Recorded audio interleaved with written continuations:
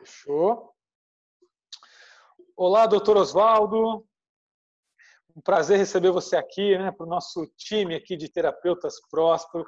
Fico muito feliz e honrado com a sua presença, por você ter aceitado o nosso convite. O Oswaldo, um dos maiores especialistas no direito médico no Brasil. Então, a agenda super cheia, está aqui para trazer um pouco do seu conhecimento aqui para os terapeutas de todo o Brasil. Seja bem-vindo, Oswaldo. Opa, tudo bem, Alex? Tudo bem, tudo ótimo. Muito feliz aqui de ter você com a gente. Doutor Oswaldo, eu gostaria que você explicasse um pouquinho rapidamente, quem é você, o que você faz, só para o público conhecer você um pouquinho melhor. O que você pode dizer para a gente? Bom, primeiro vou parabenizar vocês aí pela realização desse evento. Acho que estamos todos aí, nesse momento de pandemia, todo mundo em casa, sem muitas opções, né? E aí vocês resolvem aí direcionar um tempo de vocês para auxiliar as pessoas, né? Auxiliar o pessoal, os terapeutas, enfim, levando um pouquinho da experiência de vocês. Acho que isso é extremamente louvável nesse momento. Então, parabéns aí a vocês pela iniciativa e fico feliz de poder estar colaborando de alguma maneira, né?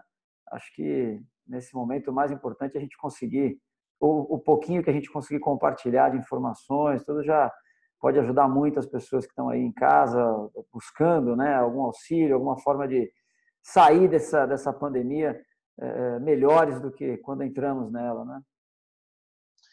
Perfeito, eu que agradeço, é exatamente essa nossa proposta. Acredito que foi até por isso que você aceitou nosso convite, doutor Oswaldo, para poder passar para o pessoal aí uma maneira, que é exatamente um pouco disso que o terapeuta Próspero faz, é ensinar as pessoas a se divulgarem, a mostrarem o seu valor, mas muitas pessoas ficam receosas, porque existe um conselho ético, que às vezes existem algumas regras, e a pessoa fica receosa em poder mostrar o seu valor, outras não sabem como fazer isso, e quanto isso pode impactar para o seu marketing pessoal. Então, o que você pode contribuir para a gente, para os terapeutas, nesse quesito? Maravilha. Bom, só fazendo aí até uma breve introdução para que as pessoas, acho que a grande maioria da tua audiência aí não me conhece, né? Eu sou advogado, sou do ramo do direito, mas tenho a minha ligação aí com a área da saúde já há muitos anos, né? Eu sou formado, sou advogado desde 1998 e trabalho, né, com o direito médico, o direito da saúde, basicamente desde o ano 2000. Trabalhei com Santas Casas, trabalhei no âmbito do trabalho ainda, né, no âmbito do Conselho de Medicina aqui de São Paulo, e tenho toda a minha especialização, fiz mestrado na área da saúde, né, em ciências da saúde aqui na Escola Paulista de Medicina aqui em São Paulo, da Unifesp. Sempre procurei estar sempre ligado, é uma área que me atraiu demais aí desde o início da minha carreira, essa relação entre o direito e a saúde, né? E isso que você colocou é fundamental. A gente existe, né, um certo tabu de que o profissional da saúde não pode fazer propaganda, o profissional da saúde não pode fazer publicidade, tem o seu conselho de ética, tem o seu conselho de fiscalização, e de fato a gente sabe que as profissões regulamentadas elas têm uma fiscalização maior, né? Como é a própria Ordem dos Advogados do Brasil. Os advogados também não podem fazer ampla, né, divulgação dos seus serviços, tem algumas restrições aí, do ponto de vista ético-profissional, né? Então, isso tem algumas razões de ser, né? Quando a gente pega dentro da medicina, a gente tem decretos aí que são da década de 30 ainda, 1932, que já tratavam da questão da publicidade médica, justamente porque está se falando de saúde. Então, quando você tem uma profissão regulamentada, quando o Estado resolve pôr uma fiscalização em cima de uma determinada profissão, é porque naquele momento o Estado entende que aquela profissão traz um potencial de risco à sociedade. Essa foi a ideia originária dos conselhos de fiscalização lá dos anos 50, 60, né? Isso ao longo dos anos acabou se perdendo um pouco, mas a ideia original, digamos assim, de se criar conselhos de fiscalização sempre foi nesse sentido, né?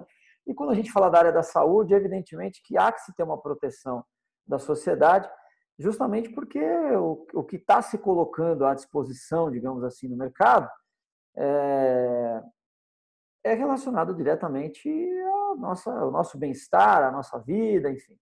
Então, na medida em que, claro, todo tipo de atuação nós temos bons profissionais e maus profissionais, né? O grande problema é que a população muitas vezes não consegue diferenciar quem é bom profissional e quem é mau profissional no primeiro contato que ele vai ter, que é através da publicidade, né? Então, se eu te falar agora aqui que eu como advogado, né, eu fizer um anúncio e falar assim, olha, não perco nenhum processo. Você vai querer me contratar ou você vai querer contratar o outro que não diz isso? Há uma grande tendência de eu procurar aqueles que dizem que não vão perder nenhum processo. Que não vão perder nenhum processo. Só que é uma propaganda que eu não posso fazer, porque eu não tenho como controlar o resultado do processo. Eu não posso afirmar que eu ganho qualquer processo. Então, a partir do momento que eu faço isso, eu estou me colocando numa posição de risco como profissional. Porque eu vou atrair clientes e o primeiro cliente que eu não conseguir ganhar o processo dele, ele vai me processar por isso. Né? Então, perfeito. É importante que assim, as pessoas compreendam que existe uma diferença muito grande entre oportunidade e oportunismo. Certo. Oportunidade é você ver a possibilidade de fazer a sua propaganda, né? É o que nós estamos vivendo esse momento. Por mais que a gente esteja num momento terrível, acho que o pior momento da história da saúde brasileira e, sei lá, quiçá mundial, é um momento também de oportunidades, mas a gente vê que também é um momento de alguns oportunistas. Né? A gente tem visto, verdade. Né, hoje, uma notícia que acabou de sair aí, uma cidade interior do Mato Grosso gastou 4 milhões de reais em respiradores e quando recebeu não eram respiradores, eram equipamentos falsificados. Então, olha, isso é oportunista. Né? É aquele que está esperando uma brecha para ganhar um dinheiro fácil, para aproveitar, né, desse momento de pandemia para se beneficiar indevidamente. Oportunidade não. Oportunidade é ver que esse é um momento em que a sociedade vai se reestruturar, a sociedade vai se reorganizar. Nitidamente a gente não vai sair igual entramos, né? Então, quem enxerga uma oportunidade para poder se estabelecer, para poder melhorar o seu negócio, para poder alcançar o mundo online, como nós estamos fazendo aqui, né? Então, em termos de divulgação, de propaganda, é a mesma coisa. Você tem que enxergar a oportunidade, um mercado que se abre para você trabalhar, né? Por mais que a gente saiba que a dedicação, principalmente do pessoal da área da saúde, é uma dedicação muito grande, tem se mostrado cada vez mais importante, né? Nesses momentos de crise. Sim. Então, é justo que essa pessoa possa fazer uma divulgação do seu trabalho. É justo que ela possa informar para as pessoas que ela está desenvolvendo um trabalho, que ela está trabalhando, enfim, em determinada área, em determinada situação. Só que, de novo, quer dizer, há que se ter algumas cautelas, porque a nossa legislação tem limites para a publicidade. Quando a gente fala, então, de conselho de fiscalização, questão ético-profissional, claro que o profissional da área, seja um psicólogo, né, seja um psiquiatra, alguém que é envolvido, né, diretamente com terapia, ele tem que observar o seu código de ética. O código de ética médica que vem do Conselho Federal, né? Na área médica, o Conselho Federal de Medicina, o Conselho Federal de Psicologia para os psicólogos, tal. Mas que basicamente o grande receio que os conselhos colocam sempre, divulgação de práticas milagrosas. Isso é um problema, porque passa para a população a ideia de que existe algum tipo de cura milagrosa. Né? O Conselho de Medicina, alguns já foram, só nessa pandemia, 4 médicos tiveram o seu exercício profissional suspenso pelo Conselho de Medicina porque estavam divulgando o soro da imunidade para o coronavírus. Então, o Conselho não reconhece isso como válido. Porque isso, ainda que esse soro pudesse ter alguma, ou tenha, de repente, algum princípio ativo ali que possa, né, trazer alguma solução para o coronavírus, não é dessa maneira que deve se colocar, que deve se anunciar. Né? Então, esse tipo de cura milagrosa, os conselhos não têm uma visão muito boa sobre isso. Anúncios que causem, por exemplo, alarmismos. Né? Então, aí é a outra ponta. É aquele profissional que vai para a internet e fala, acabou, vai morrer todo mundo. Acabou, não vai sobrar ninguém nessa crise. Acabou, nós vamos todo mundo morrer. Porque o profissional ele tem uma qualificação técnica para não falar isso. Quando alguém se coloca como um profissional, né, quando eu venho aqui e me coloco como um advogado, quando alguém se coloca como um terapeuta, ele passa para a população uma autoridade. A população dá mais atenção para aquilo que a pessoa está falando, justamente porque ela carrega com ela uma autoridade que vem do conhecimento técnico que ela possui. Então, quando vai divulgar alguma informação, tem que se ter esse tipo de cautela, né? Não fazer nada de forma alarmista, porque vai dizer, olha, não é o Alex que falou isso, olha aquele terapeuta que eu vi na internet, né? É o terapeuta, porque carrega com ele a autoridade da formação técnica. Passa para as pessoas uma confiança no que ela está dizendo, né? Então, basicamente, o que devemos evitar é trazer qualquer tipo de cura e alarmar de uma maneira muito intensa. Seria isso o que os terapeutas deveriam evitar nesse momento? Agora, fora isso, o que é recomendado, o que é ético que possamos, para poder divulgar e mostrar o nosso valor, o quanto a gente pode ajudar a sociedade? Que dicas que o doutor poderia dar para a gente? Olha, a divulgação, ela pode ser feita, pode-se utilizar as redes sociais. É importante lembrar também que a gente está falando de profissões que estão regulamentadas. Os que não possuem regulamentação, eles têm outras leis que vão disciplinar, principalmente o Código de Defesa do Consumidor. Hoje a relação entre terapeuta e cliente é uma relação de consumo. Ela é baseada no Código de Defesa do Consumidor. Alguém está contratando um serviço e o terapeuta é um fornecedor de serviço. A diferença é que ele não, pelo Código de Defesa do Consumidor, lá o artigo 14, parágrafo 4º, se eu não me engano, ele diz que o profissional liberal responde de maneira subjetiva. O que significa isso? Ele não tem compromisso com o resultado. Justamente porque ele lida com o ser humano, lida com o corpo humano, lida com variáveis biológicas aí, em que ele não está vinculado ao resultado. Agora, se ele prometeu o resultado, ele tem que cumprir. Por isso que a gente estava falando. Aquele que, né, é aquele efeito, o exemplo clássico, é aquela propaganda que a gente vê por aí, né? Traga o seu amor de volta em uma semana, né? É esse tipo de propaganda, né? Então, assim, resolva o seu problema em 3 sessões, resolva o seu problema em meia hora, tal. Esse tipo de propaganda é perigosa, porque se você não conseguir resolver o problema do cidadão ali em meia hora, como você prometeu, você está sujeito a uma ação pelo Código de Defesa do Consumidor. Além do que, você pode incidir na propaganda enganosa, que é outro crime específico do Código de Defesa do Consumidor. Então, você prometeu algo e não cumpriu, é basicamente isso. Então, tem que tomar cuidado com o quê? Com as promessas que vai se fazer na propaganda, né? Então, além do que, na área da saúde, existe o risco aí do Código Penal, do crime de charlatanismo, que você promete curas impossíveis. É que nem o sujeito que entra agora e fala assim, faça 5 sessões comigo que eu te curo do coronavírus. Não dá. É inviável, impossível, né? Ilegal, inclusive. Né? Hoje é inviável. Agora, que tipo de propaganda que pode ser feita? Sempre propagandas informativas, explicando para as pessoas, né, o que é uma terapia, ou a forma como o terapeuta vai atuar, abordando algumas doenças de maneira específica, né, sempre de maneira genérica. Nunca faça consultas de maneira coletiva. Pega o seu Instagram lá, hoje eu vou abrir uma live de consultas, as pessoas vão me consultar e eu vou dar consulta pelo Instagram. Tem que ter bastante cautela com relação a isso. Você não conhece a pessoa que está do outro lado, você não fez uma entrevista com ela, você não fez uma anamnese. Então, esse tipo de informação é perigoso, perigoso. Coloca o profissional sob risco. Então, assim, eu costumo brincar, a melhor forma de você aprender isso, vai no YouTube, pega o canal do Drauzio Varela, você vai ver mais ou menos como ele faz. É um cara famoso, perfeito. Sabe que ele tem as cautelas para fazer a divulgação. Cunho informativo, sempre, sempre.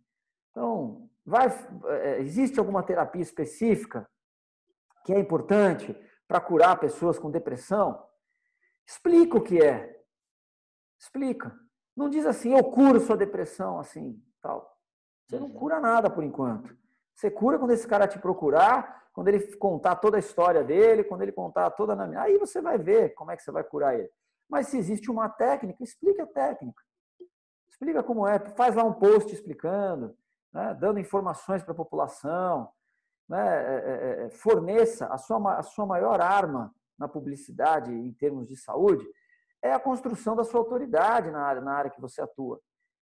Aquele paciente, vocês podem ver, eu cito o Drauzio Varela porque ele é um cara conhecido nacionalmente, né, e acompanho as postagens dele.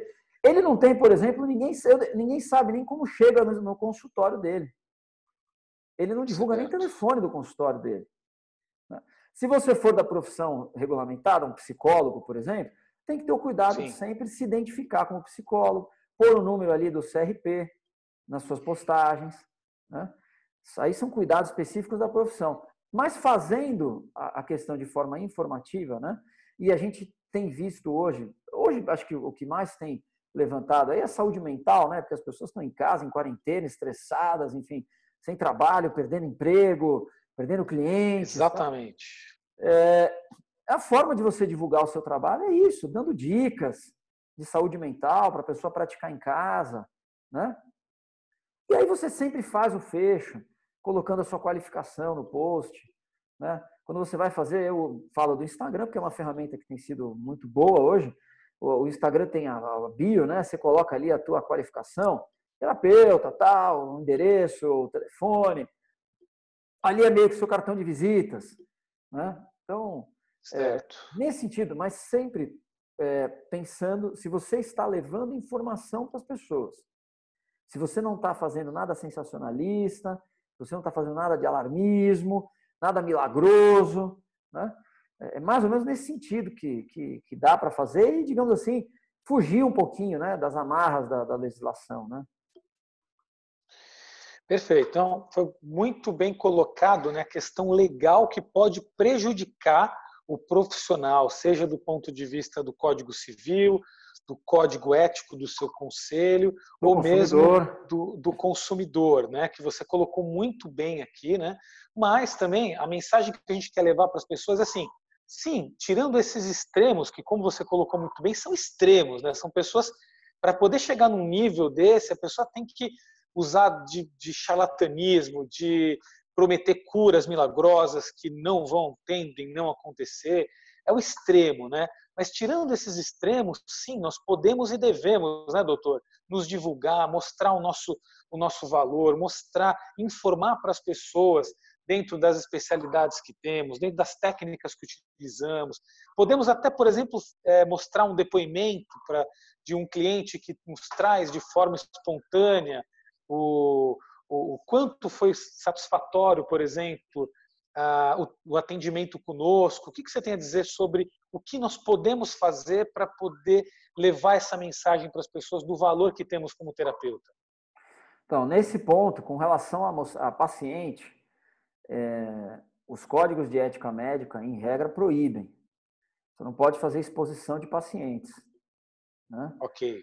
Então, para quem é de alguma profissão regulamentada, o conselho é que não faça esse tipo de exposição de paciente. O que você pode tentar... Perfeito. Agora, para quem não é de profissão regulamentada, está tudo bem. Aí não tem amarra do ponto de vista ético-profissional.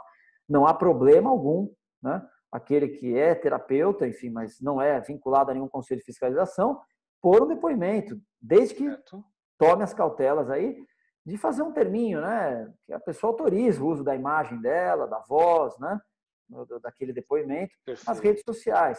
Porque senão aí pode ter uma exposição indevida. Aí também não tem nada a ver com conselho de ética. Aí a pessoa pode processar mesmo por danos morais, tal, pelo uso. Porque, de qualquer maneira, é uma relação sigilosa. A relação entre terapeuta e paciente é uma relação que está sob sigilo. Mas é um sigilo que pertence ao paciente. Se ele abre mão desse sigilo e resolve fazer essa divulgação, e a gente sabe que muitos fazem, porque tem, de fato, gratidão, você consegue chegar à cura de um problema, tal. Há essa espontaneidade, né, em fazer essa manifestação. Mas perfeito, a pessoa pode se arrepender dali um mês. E aí ela vai voltar e vai falar, não queria ter feito. Então, importante, não é um termo... por exemplo, isso já aconteceu comigo, né? Lá na Hipnose Clinic, né? Que é onde eu atuo profissionalmente, muitas pessoas espontaneamente me deixam depoimentos. Já teve um caso de uma moça que pediu para tirar. Imediatamente eu retirei esse depoimento para evitar qualquer tipo de problema e deu tudo certo. Quer dizer, então, óbvio, a ideia é, se você for um profissional da área da saúde, que existe, né, um conselho, verifique o código de ética e siga a regra, né? Mas nada impede da pessoa, quando espontaneamente quiser dar um depoimento, eu utilizar aquilo para mostrar o meu valor, caso não tenha nenhum problema na área. Quer dizer, eu posso, não é uma questão legal, é uma questão do código de ética, é isso? Se for profissão regulamentada, né? Um psicólogo, Isso, por exemplo.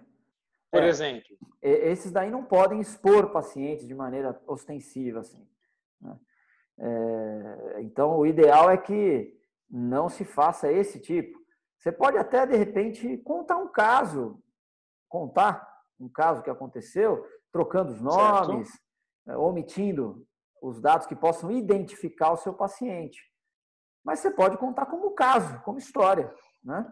Até o próprio Perfeito. psicólogo pode gravar um vídeo e dizer, olha, atendi um paciente, assim, assim, não vou identificar, tal, mas para vocês entenderem como é a dinâmica, vou falar para vocês como é que foi o caso. O paciente chegou assim, assim, assado, fizemos uma sessão, aconteceu isso, aquilo, ele saiu bem, não sei o que e tal. Aí tudo bem, ele conta o caso sem identificar o paciente, entendeu? Entendi. E quais outras dicas você poderia nos dar para que as pessoas então possam divulgar de uma maneira tranquila, sem receio, sem medo? Que tipo de práticas são bem-vindas, né?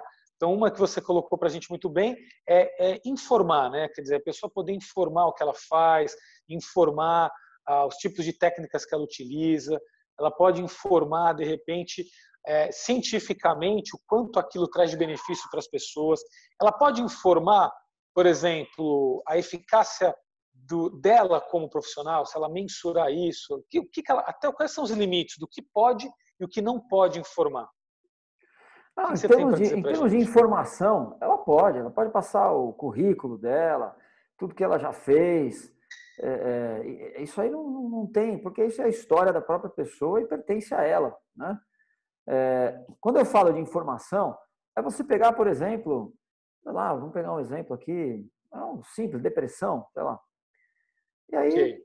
ela pode começar uma sequência de publicações em cima de depressão. Então, você sabe o que é depressão, 4 sintomas da depressão, né? Se você tiver, aí sempre no final ela coloca, se você tiver alguma dúvida, estamos à disposição para atendê-lo, tal, sempre nesse sentido, né? Aí no meio você conta uma história de um paciente que chegou num quadro agudo de depressão, depois de 4 sessões esse paciente ficou bem, assim, com uma técnica X, Y. Então, esse tipo de informação ela pode ser passada. Você tem que pensar assim, o que o teu paciente em potencial gostaria de ver, né?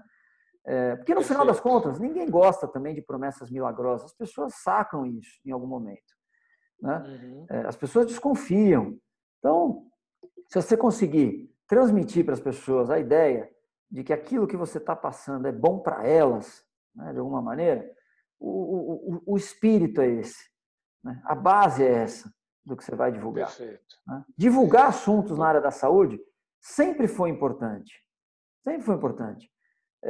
Desde as campanhas que existiam, na época, no início dos anos 20, na época que começaram a surgir as vacinações em massa, isso tudo era feito por publicidade. O próprio Estado fazia publicidade na área da saúde. Nos anos 50, 60, ficou famoso o personagem Monteiro Lobato, que era o Jeca Tatu. O Jeca Tatu não se cuidava, vivia com bicho de pé, não sei o que e tal. E ele foi usado como propaganda por muitos anos na área da saúde para as pessoas se cuidarem, né? Então a ideia é essa: Perfeito. fazer campanhas. Alô, Oswaldo? Oi, Oi, estou voltou? te ouvindo. Estou te ouvindo. E eu estava dando uma olhada nas suas redes sociais e eu percebi que você se divulga muito, né? Quer dizer, você tá, inclusive faz parte de um conselho, né, da OAB, mas mesmo assim você posta constantemente, faz muitos vídeos. Então não tem problema em se divulgar, em apenas saber como fazer isso, né?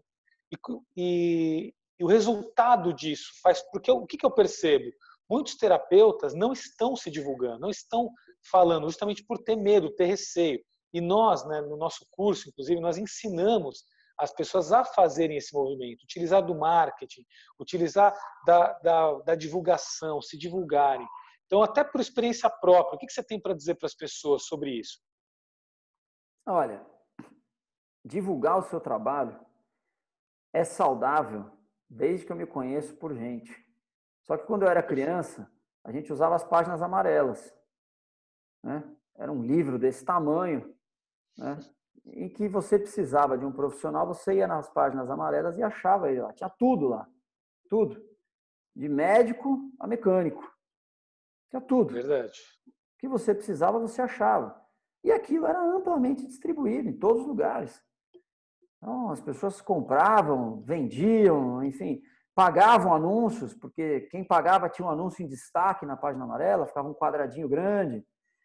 Então, é saudável. O que aconteceu é que a gente migrou. Existe uma nova realidade hoje, que são as redes sociais, em que você tem um alcance infinito a um custo muito baixo. Então, o que eu posso distribuir de conteúdo, eu faço no YouTube. Tenho o meu canal do YouTube, tenho o meu canal do Instagram. Onde eu posso distribuir conteúdo, eu distribuo. Porque faz parte justamente desse processo de construção da sua autoridade como profissional, da divulgação do seu trabalho e, principalmente, de levar conteúdo para as pessoas, né? De democratizar o aprendizado. Porque eu trabalho, basicamente, nas redes com os meus cursos. Eu tenho cursos na área do direito médico. Mas eu sei que tem muita gente que não tem condições de fazer o meu curso hoje, não tem condições de fazer meu curso amanhã, mas essa pessoa não pode ficar de fora de um processo de ensino, de compartilhamento de informações. Então, a gente consegue fazer essa ampla divulgação que, ao mesmo tempo, nos é benéfica, porque, obviamente, nós construímos a nossa rede de contatos, a nossa rede até mesmo de futuros clientes, mas, paralelo a isso, a gente também beneficia a sociedade, porque nós estamos levando conhecimento. Nós temos conhecimento técnico, né, que não serve para nada se ficar só conosco. Ele serve a partir do momento que eu coloco o meu conhecimento à disposição das pessoas, né? Então, não há que se ter receio com relação a isso, não. Tem que fazer a sua propaganda com todos esses limites que existem, né? Sim. Mas dá para fazer, esse que é o ponto. Dá para fazer. E dá para fazer bem feito, mesmo com os limites legais, que são importantes os limites legais. Porque senão você não consegue divulgar o teu conteúdo sério. Porque se você tem um cara que só faz coisa errada, o teu conteúdo sério não serve para nada, né? Então a legislação acaba colocando todo mundo nos trilhos. Todo mundo é obrigado a fazer conteúdo sério. Quem não fizer conteúdo sério não vai poder fazer, porque a lei proíbe, né? Inclusive, né, doutor Oswaldo, os conselhos estão se modernizando nesse ponto, né? Até um tempo atrás era extremamente restrito a utilização das redes sociais e eu estou vendo um movimento de mudança, né, para permitir que o profissional possa, né, se divulgar mais e de uma maneira mais moderna, vamos dizer assim, né? Então, quer dizer, os conselhos no geral estão também se modernizando. Acho que a dica válida é fique sempre acompanhando, porque muitas coisas tendem a mudar. O que você tem para falar sobre isso? Não, eu acho que os conselhos vêm no movimento. Claro que os conselhos, eles são os órgãos grandes, pesados, né? Lentos, que trazem, tem uma certa dificuldade, claro, para conseguir. Até porque tudo que os conselhos fazem ganha uma proporção muito grande. Então, quando você vai autorizar algo, por exemplo, na medicina, são quase 500 mil médicos que estão registrados. Então, quando você vai pensar em algo nesse sentido, você tem que pensar no efeito que isso vai ter na sociedade toda, né? Então, esse tipo de cautela, ele faz com que o processo de modernização das coisas fique mais devagar. Mas a gente vê, sim, alguns avançando um pouco mais. O Conselho de Odontologia, por exemplo, é um que já avançou mais na publicidade, já autoriza coisas que a medicina ainda não autoriza, né? Então, o que a gente vê é que há um processo, sim, de adaptação, né? Mas de uma adaptação que não pode ser ampla e restrita. Ela tem que ir caminhando, tem que ir caminhando. Eu acho que há, sim, uma tendência, os conselhos vêm tentando se adaptar com relação a isso, e a gente espera, né, que eles se adaptem de fato. O Conselho Federal da OAB está realizando uma consulta pública aí com os advogados do Brasil inteiro sobre publicidade e ética na advocacia. Então, todos os advogados do Brasil estão podendo opinar sobre o que eles acham que deveria constar aí em termos de autorização para publicidade na advocacia. Então, o Conselho Federal de Medicina também já anunciou que está revendo a resolução de publicidade médica, que é de 2011, quer dizer, já vai completar aí 10 anos, vai ter que ser modernizada, né? Então, acho que há esse movimento. É que a sociedade avança mais rápido, né? As redes sociais avançam mais rápido. Então, fica aquela angústia de querer fazer, usar as ferramentas que estão aí, mas não pode porque o Conselho proíbe. Então, mas eu acho que há, sim, um caminho que está sendo trilhado e eu acho que vai ser bom. As coisas vão se ajustando, assim, e a publicidade acho que vai ser... não tem como negar, né? Não dá para dizer que não. As redes sociais estão aí, só crescem, os números só crescem. E agora, então, na quarentena, que as pessoas descobriram o mundo online de maneira efetiva, né? É verdade. Inclusive, recentemente foi liberado, não é isso? Videoconferência com médicos, né? No Conselho de Psicologia, há um tempo atrás já foi liberado, então foi até antecipou, como você falou. Então, quer dizer, então a tendência agora é o foco no online e a divulgação nas redes sociais, enfim, ela vai ser imprescindível para o sucesso de qualquer profissional na área da saúde. O senhor concorda comigo? O que tem a dizer nesse ponto para nós irmos para o final da nossa conversa? Alex, eu não tenho dúvida de que as redes sociais, o profissional que não tiver nas redes sociais, daqui a 5 anos ele não existe mais. Perfeito. Não tem como, não vai ter como. Ele vai estar fadado a encolher demais. Porque não tem outra publicidade que você possa fazer hoje. Não tem outra. Se você não fizer nas redes sociais, não adianta. Você vai ficar pondo cartazinho na sua cidade, você vai distribuir cartãozinho. Isso aí você está andando de Fusca quando tem gente andando de Ferrari.